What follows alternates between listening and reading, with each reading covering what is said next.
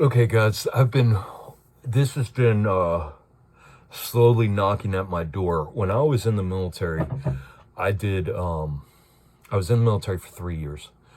I did probably about, I don't know, between 6 and 10 personality tests, Briggs, whatever those are called, Briggs Boston personality tests. These personality tests were no joke, guys. I'm talking like half a day long, 400 questions, whatever they were, 4 to 6 hours long, maybe 8 hours. They allotted the whole day for these personality tests. And I enjoyed the shit out of doing them. I could never put it together why they had us do so many and why they were even doing them. Of course, I understand now that it was, they were trying to figure everybody out. But getting away from that. So these personality tests, there's 16 different personalities, right?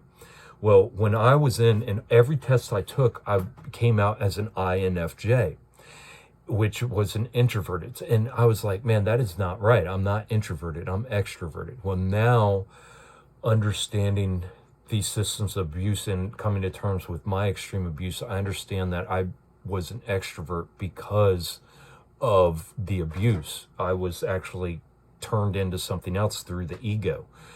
But so every test I took, I was an INFJ, and it really upset me because I was like, no, I'm a fucking extrovert. I'm not introverted. And what I did was right before I got out, I took my last personality test, and I purposely was able to manipulate the test, my answers to the test, so that way my results came out as an ENFJ, extrovert. So it's been 25 years or 20, 22 years, 23 years, whatever it's been since I've been out of the military. I really haven't given this personality thing any kind of, I haven't given it any kind of power because I hate putting anybody into a box. And that's what I felt like these personality tests were. I was like, because I was just so upset that I was coming out as an INFJ constantly and not as an ENFJ when I was really thinking I was an ENFJ. So what I'm getting to is, as I'm healing and getting through over this abuse, and this INFJ thing has been coming back to me over the course of the past couple months, probably. And like I said, I've been keeping it at bay because I just am so not wanting to put myself in a box. Like, even with all these mental disorders, that's why I've been doing all these things on these mental disorders, because they try putting us in this fucking boxes and saying, oh, you got ADHD, oh, you got ADD, oh, you got psychosis, oh, you're fucking paranoid schizophrenic. You know what I mean? And I just have always felt like we all experience all of these things just at different points in our lives, in different circumstances,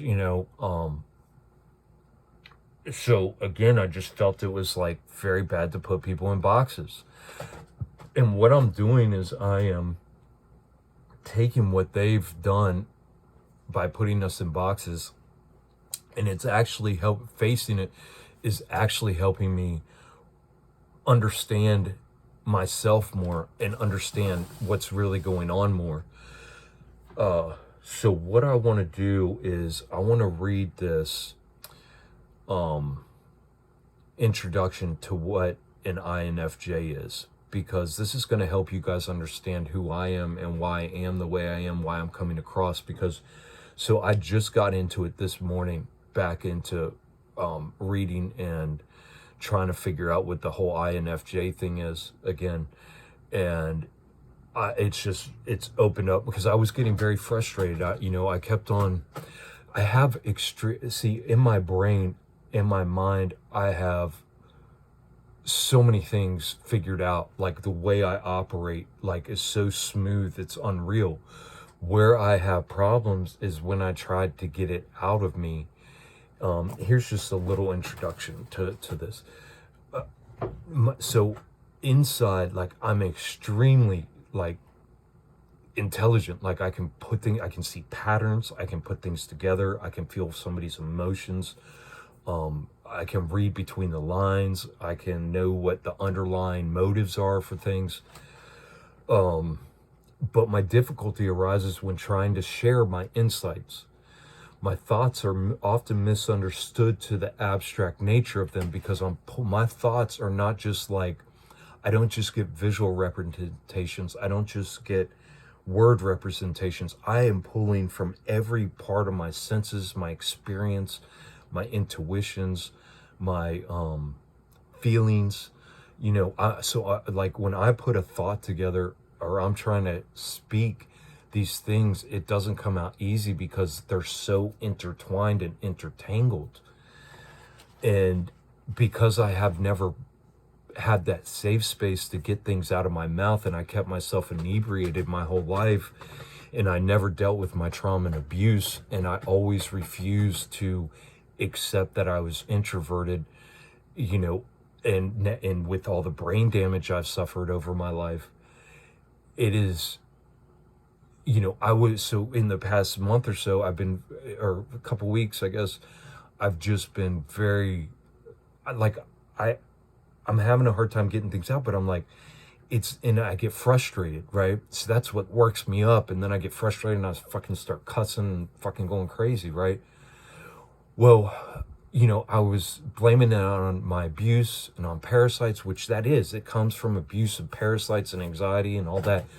But it also comes from the fact now that because I knew there was something else. I was talking to the kids yesterday and I was like, man, I can't understand exactly why I'm still dealing with this frustration to get things out. Like, it can't be coming from my abuse anymore. Like, I feel like I've handled so much of that, that this is not coming from my abuse, it's coming from the way my brain works. And I was like, is it because of my brain damage? I'm like, no. I'm putting too much together. I'm way too articulate and intelligent to have extreme brain damage to the point where I can't get thoughts out. It's not coming from that. What it's coming from is the fact of my personality type. So my thoughts are often misunderstood and hard to get out, extremely hard for me to get out due to the abstract nature of them. Again, it's not just one string of thought, it's fucking hundreds that come together and then they all process, and then, and then it's a thought, but to get them out in words is extremely frustrating. So I don't understand how or why I get an idea. It's like inspiration, constant inspiration, being tapped into this field, this creative field, this intuitive field, trying to pull together all the sensory data that I'm getting. Like, all my senses are firing off. I'm so sensitive and empathic and connected to all my senses that it's overwhelming. I know all the facts are there, right? And see, this is what is even worse, because I know all the facts are there. I know without a doubt in my mind that all the facts are there for what I'm thinking. But organizing all that data and explaining it in clear, simple terms for normal people is like impossible sometimes. Like, it's so fucking impossible sometimes. Because like I said, I know, like, I have foresight into what's going to happen, like predictions about what's going to happen. But, again, because of my severe alcoholism and denying all these things, I came across as a wild man, and people would just blow me off. So I would quit making predictions, because I was like, fuck, I guess I'm just some weirdo alcoholic that, feels these things, and just nobody else can understand what I'm saying. But as I grow and mature and through this healing, I'm getting better at explaining thoughts to those who function differently. Okay. And again, this goes back to my empathy, guys. My empathy is what is forcing me to be able to get out what's here out, and in more and more of a clear way, because it is very extremely important for me to get this stuff out, because you guys are missing, most of you are missing like a huge part of this. And the other thing I have that what a lot of you don't have is the courage to verbalize these things. Regardless if like I can't coherently put it all together and get it out, I'm still taking the leap and stepping over the abyss in order to, because of my extreme empathy. So this will be part one. In the next video I do, I'm going to introduce you guys to what the definitions of an INFJ are.